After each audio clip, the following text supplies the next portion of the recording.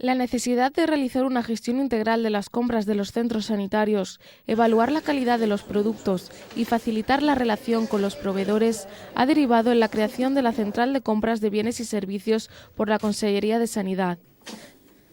Se aplicará la subasta electrónica como nueva modalidad para la adquisición centralizada de bienes y servicios en la red asistencial valenciana, y nuestra comunidad será la pionera en su aplicación.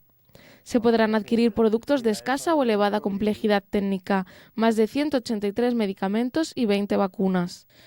Según el conseller de Sanidad, Manuel Cervera, esta modalidad es un ejemplo de equidad y transparencia, ya que las empresas competidoras conocerán en cada momento el precio de las otras aspirantes. La central de compras se hará por subasta electrónica online que permitirá pues, una mayor bajada de precios, porque supondrá además que los proveedores sabrán qué precio está ofertando cada uno para poder competir y ser más eficiente.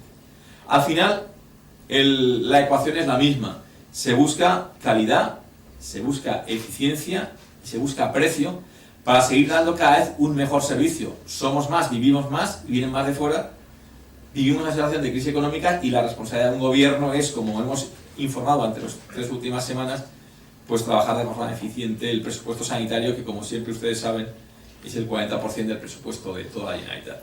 Durante el año 2010 se realizarán adquisiciones por valor de 204 millones de euros y esto supone un ahorro de 51 millones de euros sobre el precio de mercado. En definitiva, esta política de compra permite facilitar la gestión y reducir costes.